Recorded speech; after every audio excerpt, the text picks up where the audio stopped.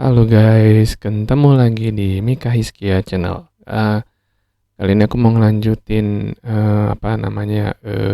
tentang forex, tentang kuliah forex yang kemarin aku bilang itu kuliah at University of Google. Oke, jadi apa yang mau dipelajari untuk kita kuliah? Jadi di sini aku akan bahas tentang biaya kuliahnya seperti apa.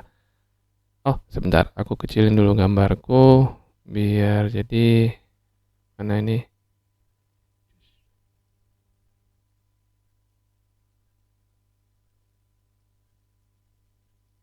Iya, ini dia. Jadi aku mau bahas tentang biaya kuliah, apa saja yang dipelajari. Kalau di sini aku lebih ke technical analysis. Kalau untuk ke fundamental forex itu kayaknya enggak kali ya untuk aku. Tapi jadi di sini aku hanya mau bagiin pengalamanku, cara aku belajar dan lama kuliahnya dan metode pembelajaran itu untuk berikutnya. Oke. Jadi langsung aja ke berikutnya, biaya kuliah. Kenapa ada biaya kuliah? Eh, Padahal kan ilmunya gratis. Ya, ilmunya gratis kita bisa dapat di Google, YouTube, semua kita bisa dapat. Tapi pasti ada biaya yang harus kita bayar. Kita harus bayar biaya internet. Tapi ada biaya kuliahnya juga nanti. Itu nanti akan aku sampaikan.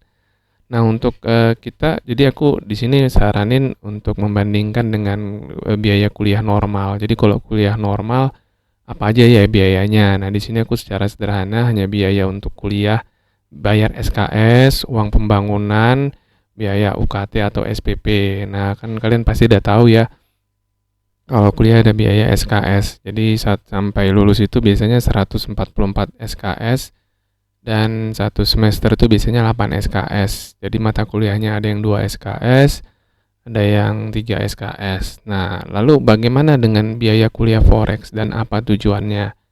Oke, lanjut. Tujuannya kenapa dibuat seperti biaya kuliah biasa adalah untuk membentuk pola pikir yang benar, baik secara psikologis dan manajemen keuangannya. Nah, kenapa bisa membentuk pola pikir yang benar?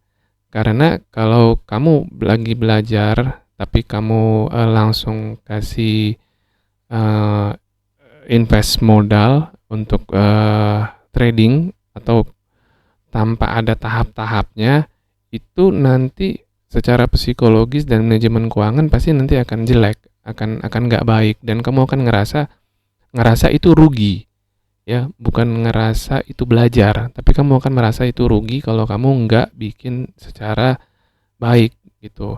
Jadi bagaimana biaya dan penerapan dengan apa yang akan kita pelajari. Oke, jadi itu untuk slide berikutnya. Jadi pada semester 1 ini aku kayak bikin mata kuliah aja ya, silabusnya untuk belajar. Nah, ini lebih ke technical seperti yang aku bilang tadi. Nah, untuk semester 1 itu 6 bulan. Jadi setiap semester ada 6 bulan itu kita pelajarin dari momentum indikator. Kamu cari apa arti momentum indikator, kamu cari penggunaannya, terus kamu cari jenis momentum indikator. Di sini aku sampein hanya yang general yang biasa dipakai dan ini memang banyak yang memakainya. Nah, aku contoh bawain di sini ada MACD. Kamu cari pengertiannya, kamu lihat bagaimana perhitungannya, bagaimana dia bisa disebut MACD, apa dia convergence, divergence-nya itu kenapa terjadi terhadap harga. Dan untuk RSI juga, RSI ini termasuk bisa dibilang di osilator, bisa juga dibilang di momentum. Nah, di sini jadi selama 6 bulan ini eh, kita kalian pelajari cirinya masing-masing dari indikator, bagaimana hubungannya dengan pergerakan harga dan bagaimana kekurangannya. Nah, ketika belajar ini kita memang harus sudah menyiapkan apa biayanya, karena kan sebelum sebelum kalau kuliah di kuliah normal itu kita mau masuk semester baru kita harus bayar SKS-nya dulu. Nah, karena itu di slide berikutnya pada semester ini yang aku udah sebutkan tadi, kita belajar contoh untuk MACD. MACD itu kita lihat polanya seperti apa, ya, polanya seperti apa. Apakah dia divergent atau convergent, kapan terjadi. Nah, terus pelajari juga selama semester ini bagaimana hubungan MACD tadi terhadap tren yang berlangsung. Terus kapan saja MACD paling sering salah digunakan. Nah, dalam semester ini jangan lupa ketika kita belajar, kita buat jurnal dalam pembelajarannya. Jurnal di sini bukan artian kita untung berapa, rugi berapa, tapi lebih kepada sifat-sifat MACD tadi ketika kita trading ya. Nah, untuk RSI juga begitu. RSI ini lebih ke level. Ada overbought, oversold, kapan terjadi seperti itu, apa hubungannya dia terhadap tren. Kalau dia udah misalnya oversold itu 80, berapa lama dia bertahan. Itu jadi harus lebih banyak mengamatinya, lebih banyak melihat cirinya, efeknya, dan itu semua dituangkan dalam jurnal belajar. Nah, dalam semester ini itu kita kan harus keluarin biaya. Kita asumsi mengambil 12 SKS. Per SKS dengan biaya 300.000. Nah, ini aku ambil patokan aja 300.000. Jadi kalau misalnya dana 300.000 ditanya, emang 300.000 cukup untuk trading? Tujuannya bukan untuk trading cari profit di sini. 300 itu memang tujuannya satu untuk memang untuk belajar. Jadi ketika belajar itu harus ada biaya yang dikeluarkan ya. Nah, selain biaya tadi, 300.000 ini memiliki psikologis yang berbeda kalau kamu trading hanya di demo ya. Jadi apa harus 300.000? Ya enggak, itu sesuai per kemampuan ya sebenarnya. Makanya di videoku sebelumnya aku bilang ini custom made untuk belajarnya. Jadi seperti ini, bulan 1 kamu belajar MACD plus jurnalnya, bulan 2 juga tentang MACD. Nah, tiap bulan itu kamu top up 300.000. 300.000 untuk trading. Memang langsung trading, nggak perlu demo. Jadi memang harus ada biaya yang harus kamu keluarin. Terus yang bulan 3, 4 itu kamu belajar RSI. Nah, bulan 5, 6 kamu boleh combine MACD sama RSI. Itu gimana sih? Kapan terbaiknya mempergunakannya. Nah, semua ilmunya itu ada di Google. Yang penting ada di YouTube juga. Yang penting kamu itu bisa men-set pikiran kamu untuk lebih terstruktur dalam belajar. Nah, 300.000 ini menyesuaikan ya. Jadi kalau misalnya dalam satu semester ada 6 bulan, 300.000 kali 6 itu 1,8. Itu memang harus kamu keluarin 1,8 juta. Lebih baik kamu keluarin seperti ini daripada kamu langsung belajar tanpa ada tanpa ada pegangan, langsung top up 1,8, 1,5 trading. Aku yakin pasti loss. Dan ini juga aku yakin pasti loss. Pasti loss, enggak. Karena tujuan pertama, beginner itu tujuannya bukan make profit. Beginner itu tujuannya belajar. Kapan make profitnya? Nanti kalau kamu udah masuk intermediate itu. Nah, tapi itu next lah. Jadi memang kamu harus siapkan dana untuk belajar. Oke, yang berikutnya semester 2. Sama, semester 2 seperti berikutnya. Ini kita lebih ke osilator indikator. Cari apa artinya, cari penggunaannya, apa saja. Oh, ini aku salah ketik ini. Apa saja osilator indikator. Nah, kalau di sini aku bikin itu stokastik sama CCI. Nah, cari arti dan pengertiannya, bagaimana perhitungannya, bagaimana sih bisa didapat stokastik. Nggak perlu menjelimet, nggak perlu. Jadi belajar di sini nggak perlu mencari sampai dalam banget. Intinya kamu tahu, oh ini efeknya karena perhitungannya sekian, karena perhitungannya dapat dari sini. Paling nggak tahu. Terus CCI, Commodity Channel Index, ini dicari lah arti dan pengertiannya, bagaimana menurunkan mendapat semester itu. Nah, sama dengan semester 1. semester 2 ini juga kita membahas tentang stokastik tadi dari level 0 sampai 100, kapan terbaiknya. Nah, lihat hubungannya juga terhadap tren. Ingat, hubungannya terhadap tren nanti. Jadi sebenarnya di pasar itu ada yang namanya market cycle. Market cycle itu untuk masing-masing trader itu berbeda penyebutannya. Nah, kalau aku lebih ke market cycle tuh sebenarnya hanya dua, ya either breakout, trend. Tiga kalau mau lebih, karena breakout itu sendiri ada dua, breakout sama weak breakout, and then trend, and then udah muter-muter lagi di situ. Itu nanti aku coba sharing lagi ya tentang market cycle. Itu aku lebih ke kalau aku belajarnya sekarang sudah ini sudah aku lewatin semua, tapi aku lebih sekarang ke price action ya. Price action. Nah, nanti aku juga akan sharing juga, tapi untuk beginner itu harus tahu untuk mengerti ini. Ini nanti juga kalau memang kalian udah paham bisa dicombine ke price action. Jadi itu masing-masing nanti punya style trading sendiri. Jadi jangan mengacu terhadap satu orang, jangan mengacu terhadap apa gitu. Jadi temukan ritme trading kalian sendiri gitu loh. Karena masing-masing orang heartbeatnya itu beda-beda. Nah, seperti itu.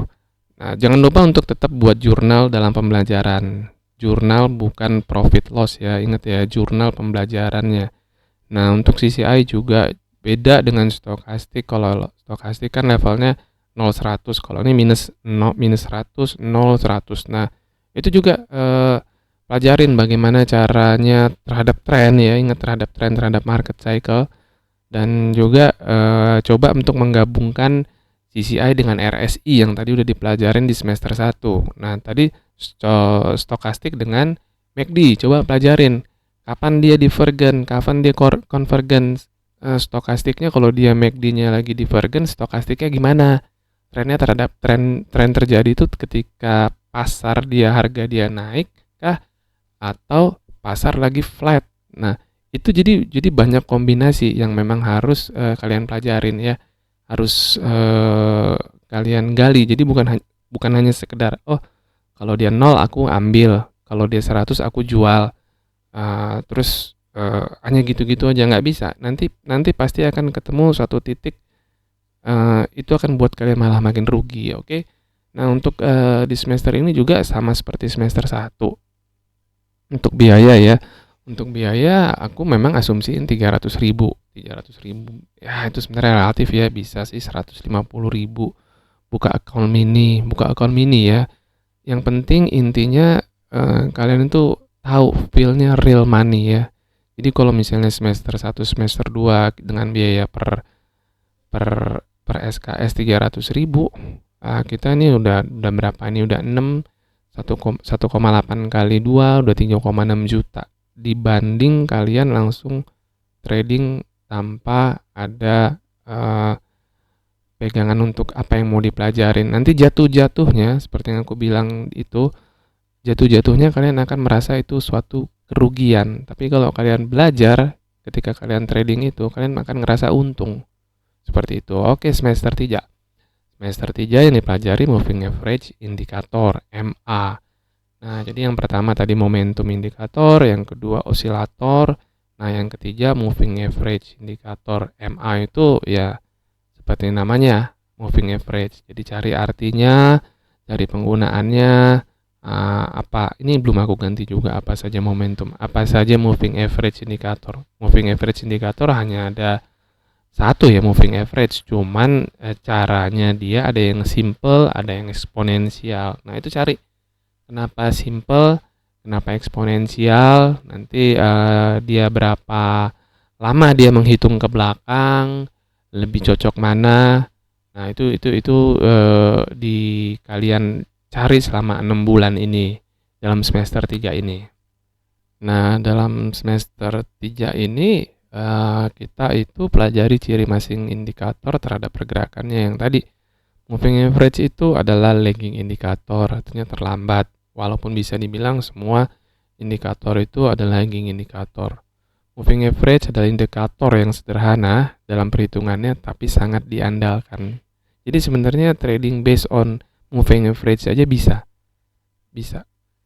Kemudian moving average bisa digabungkan dalam beberapa periode dalam satu chart. Jadi 20, aku biasanya pakai 20 sama 60 sama 200, tapi 200 jarang ya.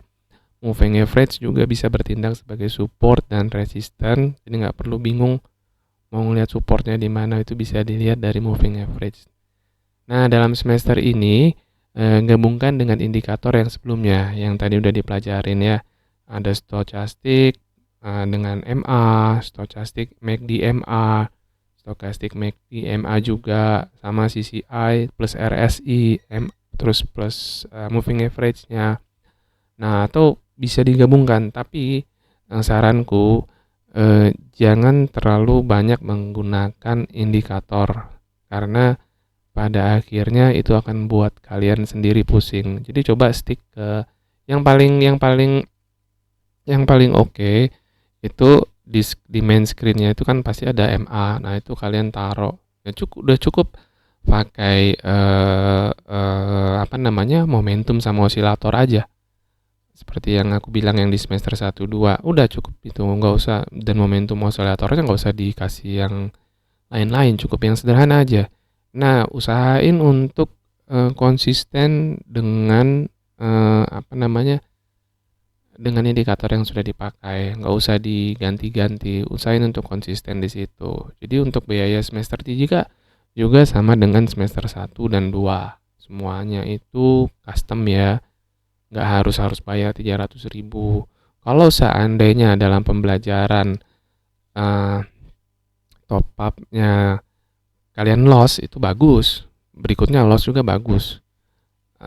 Kalau nggak loss, apa perlu di top up lagi? Nggak usah di top up. Pakai aja sampai nanti kalian loss. Bisa juga kalian tambahkan misalnya 300 jadi 250. Terus kalian top up lagi 300 jadi 550. Terus minus jadi 400, kalian top up lagi 300 jadi 700. Iya, seperti itu sebenarnya yang diharapkan. Tapi kalau memang mau sampai margin call, sampai kalian loss, ya nggak apa-apa. Intinya kalian dalam satu semester itu sudah ada budget untuk belajar. Ingat ya, belajar bukan gambling. Beda belajar dengan gambling. Jadi ketika belajar kalian itu ambil keputusan itu ya berdasarkan jurnal yang sudah kalian tulis tadi. Jangan ngelewatin dari jurnal yang sudah ditulis, misalnya kapan ambil posisi, beli, jual, itu based on jurnal. Jadi kalian metodenya apa tuh, metode pembelajarannya itu yang istilahnya apa namanya ya, metode pembelajaran yang aku pengen terapin di sini itu circle ya, bukan circle. Nanti deh aku coba cari ya. Jadi pembelajarannya seperti apa metodenya. Jadi memang harus kalian udah siapkan dana. Nah, pada semester 4 ini, jadi kan tadi udah 2 tahun sebenarnya. Ini tahun ke 1,5. Pada semester 4 ini bolehlah mulai mencari chart pattern yang ada di market. Jadi pertama technical dulu, jangan langsung kalian lihat cari, oh ini head and shoulders, oh ini double top, double bottom. Nah, ini jenis-jenis yang chart pattern yang ada di trading ya, di pasar, di chart ya. Ada triangle, ada descending, ascending, ada symmetris, ada wedges, ada cup and handle, ada rounding bottom, double top, double bottom, head and shoulder. Kebanyakan dari chart pattern ini adalah pattern untuk reversal ya, untuk reversal, dan ini banyak yang sekilas banyak menjebak. Di balik ini sebenarnya, di balik kalau ketika mempelajari chart pattern ini, untuk memperdalamnya perlu untuk memahami letak support dan resistennya dengan baik dan benar di time frame yang berbeda. Nah, dalam semester ini coba mencari hubungan yang sering terjadi ya. Coba cari dengan yang tadi yang udah kita pelajari semester 1, 2, 3 dengan pattern dan indikator. Jadi contoh saat head and shoulder terjadi, dia baru shoulder kiri, baru head, baru shoulder kanan. Sebelum itu di jurnal kalian ngamatin dengan MACD atau dengan RSI. Bagaimana? Apakah dia mengalami bearish divergence saat puncak atau head atau flat? Nah, combine juga dengan RSI, apa dia memang lagi di level 80, dia sudah berapa kali terjadi di level 80, apa dia ketika di shoulder dia udah 80, terus back 50 lagi, terus masuk ke puncak dia 80 lagi. Nah, pengalaman seperti ini yang perlu diasah. Jadi trading untuk berhasil itu memang harus banyak pengalaman ya. Dan yang harus dicatat di dalam jurnal, ingat jurnal ya. Jadi ini kalian harus memang mulai bikin jurnal untuk trading kalian. Nah, untuk belajar chart pattern ini dalam semester 4 ini sebenarnya lebih kalian harus tahu sebenarnya kenapa sih terjadi head and shoulder, kenapa sih terjadi double top, kenapa terjadi wedges itu apa ya mau dibilang ya, ini yang sebenarnya lebih rumit. Harus memang tahu pasar itu kenapa bisa terjadi. Pertanyaan yang jadi jangan hanya menilai banyak trader kalau menurut aku hanya ngelihat oh ini kira-kira akan double top, akan double bottom. Memang ini kan banyak di probabilitas. Tapi ketika probabilitas kemungkinan itu dia terjadi double top, double bottom itu ada sebenarnya, kita tahu dari pergerakan harga. Makanya ini nanti jatuhnya sebenarnya ke price action pada akhirnya. Ya, jadi makanya semester 1, 2, 3 pelajarin dulu technical. Nanti kalau sudah oke, sudah mulai dapat feel-nya, bolehlah di-combine dengan head and shoulder. Mungkin nanti kalian tahu, mungkin ya. Nanti kalian tahu efeknya kenapa head and shoulder terjadi. Itulah tadi dari analisa momentum. Kenapa double top terjadi? Itu bisa dikaitin dengan momentum sama osilator. Nah, makanya biaya semester ini sama juga untuk berikutnya. Tetap kombinasi, tetap ada biaya yang harus kalian keluarkan. Jadi sebenarnya biayanya nggak harus fix tiap semester itu 1,8, tapi usahakan kalian trading dengan real money. Jadi kalau selama semester ini, selama kuliah ini kalian nggak dengan real money, nanti aja setelah selesai belajar baru kalian real money. Itu beda, pasti beda psikologisnya. Di situ nanti kalian akan ngerasa rugi. Tapi kalau kalian ketika belajar memang ada biaya yang mau dikeluarkan, kalian nggak akan ngerasa rugi. Kalian malah ngerasa, oh iya aku dapat ilmu. Beda seperti itu. Oke, jadi semester 5 itu yang dipelajari adalah tentang psikologis trader ya. Banyak membaca atau mendengar dari pengalaman orang membantu kita setidaknya untuk lebih baik ya. Jadi psikologis trader ini, jadi dalam trading itu banyak orang yang bilang, oh yang pertama itu harus psikologis, baru trading setup, baru realisasi, apalah banyak. Nanti kalian temukan style kalian sendiri. Jadi jangan terpengaruh dengan mindset orang. Ini lebih psikologis trader yang nomor 1. Tapi kalau menurut kalian enggak, ya udah enggak. Kalian bilang oh lebih penting technical nomor 1 dulu. Ya udah, nanti secara pengalaman itu nanti kalian akan tahu mana yang lebih dulu. Jadi tujuan dari trader yang baru, yang beginner adalah bukan untuk mencari profit yang besar ya, tetapi untuk membiasakan diri dengan rencana dan setup trading yang dibuat. Selanjutnya, nah ini yang aku bilang tadi, bisa melangkah ke tingkat price action trading. Oke? Jadi trading forex bukan hal yang gampang atau mudah. Ingat, jangan termakan, aduh gampang cari duit, tinggal beli, jual.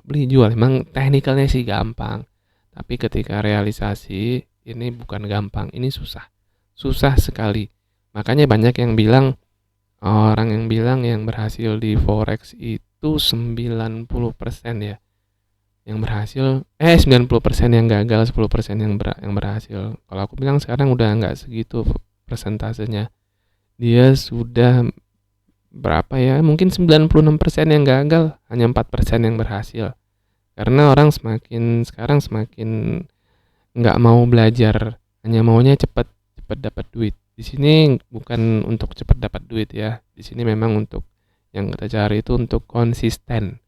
Ingat ya, konsisten to make profit.